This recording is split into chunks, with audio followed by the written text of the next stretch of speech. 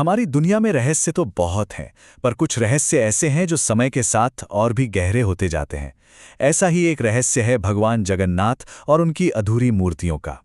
चलिए आज इसी अनसुलझी पहेली को समझने की कोशिश करते हैं।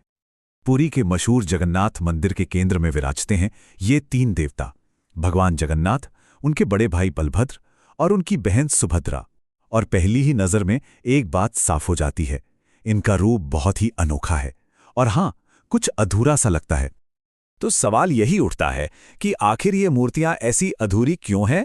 और यकीन मानिए, ये सवाल हमें सीधे ले जाता है सदियों पुरानी कहानियों, एक बेहद नाटकीय इतिहास और बहुत ही गहरे दर्शन की दुनिया में।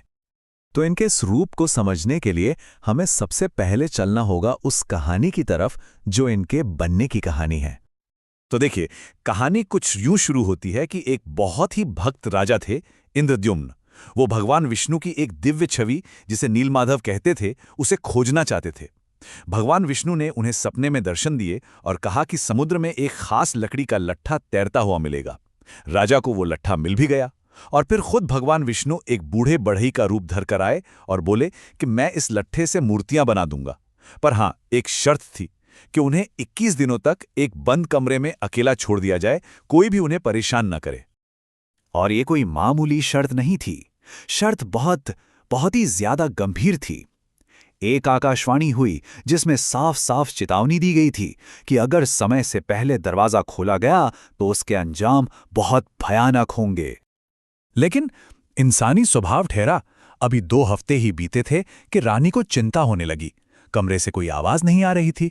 उन्हें लगा कि कहीं वो बूढ़ा बढ़ई अंदर मर तो नहीं गया, और बस उन्होंने राजा को दरवाजा खोलने के लिए मना ही लिया। ये एक ऐसी भूल थी जिसने हमेशा के लिए सब कुछ बदल दिया। और जैसे ही दरवाजा खुला, अंदर कोई नहीं था।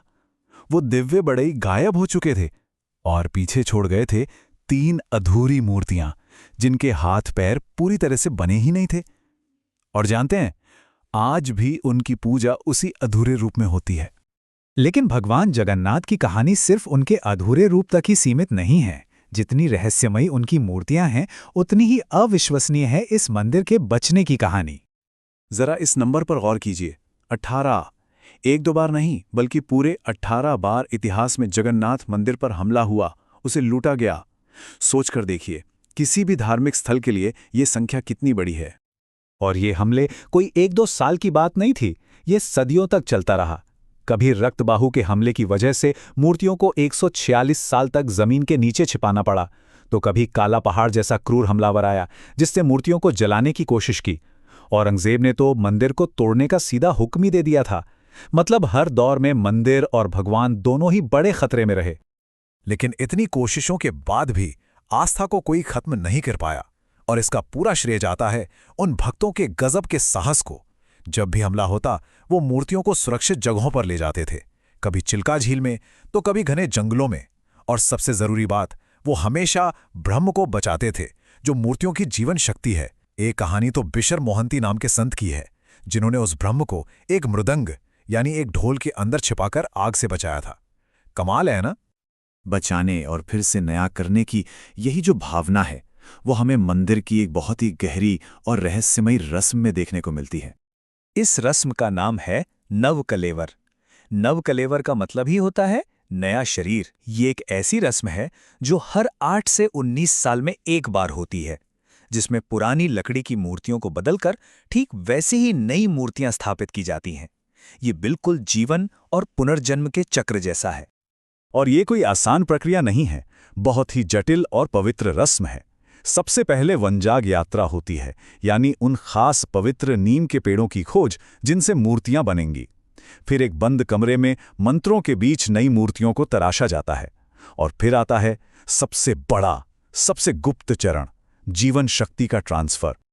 इस पूरी रस्म का जो सबसे गोपनीय हिस्सा है, वो है ब्रह्म पदार्थ का ट्रांसफर। ये एक रहस्यमयी चीज है, भगवान की आत्मा या कहें जीवन शक्ति, और इसे पुरानी मूर्तियों से नई मूर्तियों में पूरी तरह से गुप्त तरीके से और घने अंधेरे में ट्रांसफर किया जाता है। तो आखिर ये ब्रह्म पदार्थ है क्या?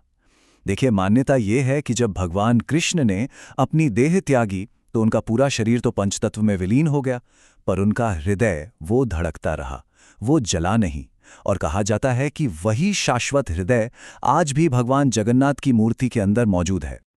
तो ये जो बार बार बचने और फिर से नया हो जाने की कहानी है ना, ये हमें भगवान जगन्नाथ की पहचान के एक बहुत गहरे सच की तरफ ले जाती है।